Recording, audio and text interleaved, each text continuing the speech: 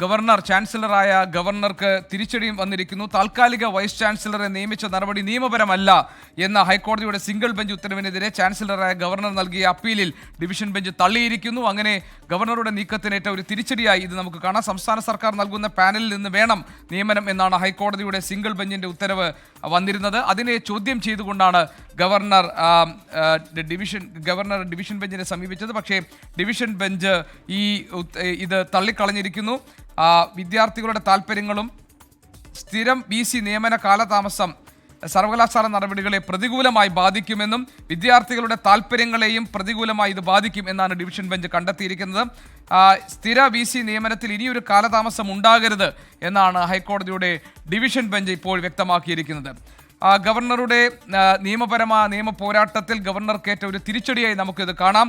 താൽക്കാലിക വൈസ് ചാൻസലറെ നിയമിച്ച നടപടി നിയമപരമല്ല എന്ന സിംഗിൾ ബെഞ്ച് ഉത്തരവിനെതിരെ ചാൻസലറായ ഗവർണർ ഹൈക്കോടതി ഡിവിഷൻ ബെഞ്ചിനെ സമീപിച്ചിരുന്നു. ഇത് ഡിവിഷൻ ബെഞ്ച് തള്ളിയിരിക്കുന്നു. സംസ്ഥാന സർക്കാർ നൽകുന്ന പാനലിൽ നിന്ന് വേണം വൈസ് ചാൻസലറുടെ നിയമനം നടത്താൻ എന്നാണ് ഹൈക്കോടതി സിംഗിൾ ബെഞ്ചിന്റെ ഉത്തരവ് വന്നിരുന്നത്. ആ ഉത്തരവ് ചോദ്യം ചെയ്തുകൊണ്ടാണ് ഗവർണർ ഡിവിഷൻ ബെഞ്ചിനെ സമീപിച്ചത്. ഇത് ഡിവിഷൻ ബെഞ്ച് തള്ളിയിരിക്കുന്നു. സ്ഥിര VC നിയമനം കാലതാമസം ഉണ്ടാകുന്നത് സർവകലാശാല നടപടികളെ പ്രതികൂലമായി ബാധിക്കുമെന്നും ഇത് വിദ്യാർത്ഥികളുടെ താല്പര്യങ്ങളെ പ്രതികൂലമായി ബാധിക്കുമെന്നുമാണ് ഡിവിഷൻ ബെഞ്ച് പറഞ്ഞിരിക്കുന്നത്. സ്ഥിര VC നിയമനത്തിൽ ഇനിയൊരു കാലതാമസം ഉണ്ടാകരുത് എന്നും ഹൈക്കോടതി ഡിവിഷൻ ബെഞ്ച് പറഞ്ഞിരിക്കുന്നു. വിഷ്ണു സുരേഷ് ഞങ്ങളുടെ പ്രതിനിധിയുണ്ട് വിവരങ്ങളുമായി. വിഷ്ണു, ഗവർണർക്ക് ചാൻസലർ എന്ന നിലയിൽ ഗവർണർക്കേറ്റൊരു തിരിച്ചടിയാണല്ലോ. VC നിയമനം സംബന്ധിച്ച കാര്യങ്ങളിൽ താൽക്കാലിക വൈസ് ചാൻസലർ നിയമിച്ച നടപടി നിയമപരമല്ല എന്ന് സിംഗിൾ ബെഞ്ച് ഉത്തരവ് ചോദ്യം ചെയ്താണ് ഗവർണർ ഡിവിഷൻ ബെഞ്ചിനെ സമീപിച്ചത്. പക്ഷേ അവിടെ ഡിവിഷൻ ബെഞ്ച് ഗവർണറുടെ ആവശ്യം തള്ളിയിരിക്കുന്നു. എന്താണ് ഈ വിധിയുടെ പൂർണ്ണമായ വിവരങ്ങൾ?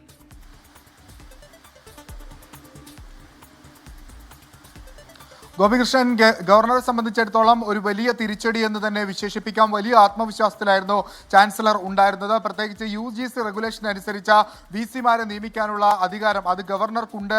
അതോടൊപ്പം തന്നെ മുൻപ് സുപ്രീം കോടതിയും അതോടൊപ്പം തന്നെ ഹൈക്കോടതി ഡിവിഷൻ ബെഞ്ചുകളും സമാനമായ വിധികളൊക്കെ പുറപ്പെടുവിച്ചിട്ടുണ്ട്. അതുകൊണ്ട് സിംഗിൾ ബെഞ്ച് ഉത്തരവ് റദ്ദാക്കണമെന്നാവശ്യപ്പെട്ടാണ് ഗവർണർ ഹൈക്കോടതി ഡിവിഷൻ ബെഞ്ചിനെ സമീപിച്ചത്. പക്ഷേ അങ്ങനെ നിലനിൽക്കില്ല, ഗവർണറുടെ വാദം നിലനിൽക്കില്ല എന്നാണ് നിലവിൽ ഹൈക്കോടതി ഡിവിഷൻ ബെഞ്ചിന്റെ ഒരു വിലയിരുത്തൽ.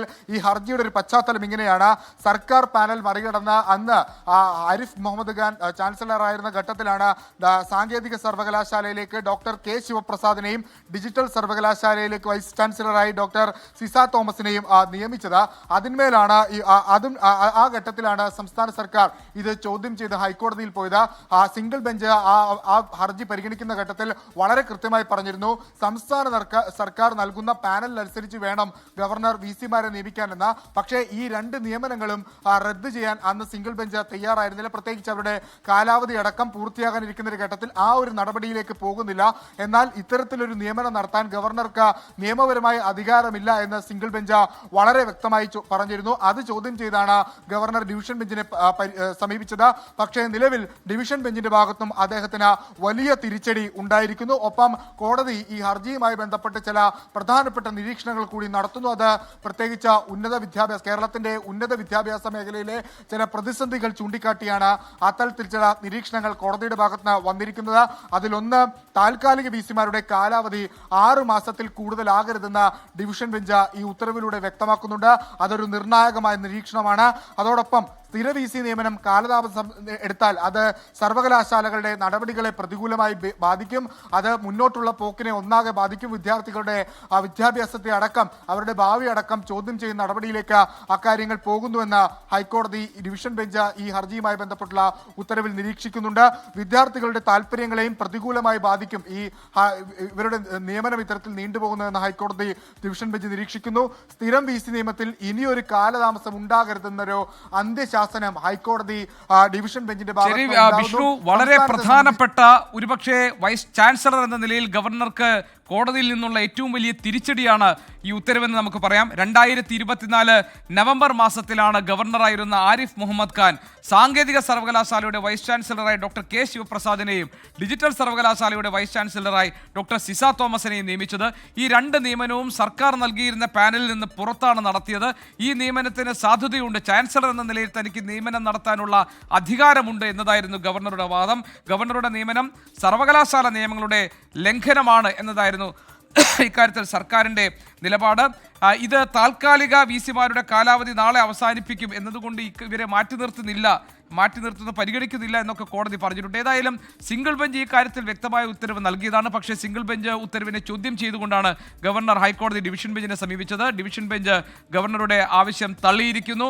സർക്കാർ നൽകുന്ന പാനലിൽ നിന്ന് വേണം വൈസ് ചാൻസലർമാരുടെ നിയമനം നടത്താൻ. സ്ഥിരം VC എന്നത് വിദ്യാർത്ഥികളുടെ അവകാശമാണ്, വിദ്യാർത്ഥികളുടെ ഭാവിയെ ബാധിക്കുന്ന ഒരു പ്രശ്നമാണ് എന്ന് താക്കീതിന്റെ സ്വരത്തിൽ കോടതി പറഞ്ഞിട്ടുണ്ടെന്നാണ് നമുക്ക് മനസ്സിലാക്കാൻ കഴിയുന്നത്. ഏതായാലും ആ കാര്യത്തിൽ കുറെ കൂടി വിവരങ്ങൾ ലഭിക്കാനുണ്ട്. കേരള സാങ്കേതിക ഡിജിറ്റൽ സർവകലാശാലകളിലെ താൽക്കാലിക VC-മാരുടെ നിയമനത്തിലാണ് ഗവർണർക്ക് ഹൈക്കോടതി ഡിവിഷൻ ബെഞ്ചിൽ നിന്ന് ഇപ്പോൾ തിരിച്ചടി ഉണ്ടായിരിക്കുന്നത്. സംസ്ഥാന സർക്കാർ നൽകുന്ന, കേരള സർക്കാർ നൽകുന്ന പാനലിൽ നിന്ന് വേണം നിയമനം നടത്താൻ എന്നതാണ് ഹൈക്കോടതി സിംഗിൾ ബെഞ്ച് വ്യക്തമാക്കിയത്. നേരത്തെ സിസ തോമസിനെ ഡിജിറ്റൽ സർവകലാശാല താൽക്കാലിക VC-ആയി നിയമിച്ച് ചോദ്യം ചെയ്തുകൊണ്ട് സംസ്ഥാന സർക്കാർ ഹൈക്കോടതിയെ സമീപിച്ചിരുന്നു. ഈ ഹർജിയിലും സർക്കാരിന് അനുകൂലമായ ഒരു കോടതി വിധിയാണ് ഉണ്ടായിരുന്നത്. അതിനെ തുടർന്നാണ് ഡിവിഷൻ ബെഞ്ചിനെ സമീപിക്കാൻ ഗവർണർ ചാൻസലർ എന്ന നിലയിൽ ശ്രമിച്ചത്. ഡിവിഷൻ ബെഞ്ചിന്റെ ഈ വിധി നിലനിൽക്കുന്നത് കൊണ്ട് തന്നെ ഗവർണർ നിയമിച്ച ഈ VC നിയമനം നിയമപരമാകില്ല എന്നതാണ് ഇപ്പോൾ നമുക്ക് മനസ്സിലാക്കാൻ കഴിയുന്നത്. ഏതായാലും ഗവർണർക്ക് കോടതിയിൽ നിന്ന് ഏറ്റ കടുത്ത പ്രഹരമാണ് ഇപ്പോൾ ഉണ്ടായിരിക്കുന്ന കോടതി വിധി. താൽക്കാലിക വൈസ് ചാൻസലറായി നിയമിച്ച ആ തീരുമാനത്തെ, കേരള സാങ്കേതിക ഡിജിറ്റൽ സർവകലാശാലയിലെ വൈസ് ചാൻസലർ നിയമനത്തെ ചോദ്യം ചെയ്യുന്ന സർക്കാർ നിലപാട് അംഗീകരിക്കപ്പെട്ടിരിക്കുന്നു. സർക്കാർ പാനലിൽ നിന്ന് വേണം വൈസ് ചാൻസലർമാരെ നിയമിക്കാൻ എന്നതാണ് ഇന്ന് ഹൈക്കോടതി ഡിവിഷൻ ബെഞ്ച് വ്യക്തമാക്കുന്നത്. അത് ഗവർണർക്ക് ചാൻസലർ എന്ന നിലയിലേറ്റ കനത്ത തിരിച്ചടിയാണ്.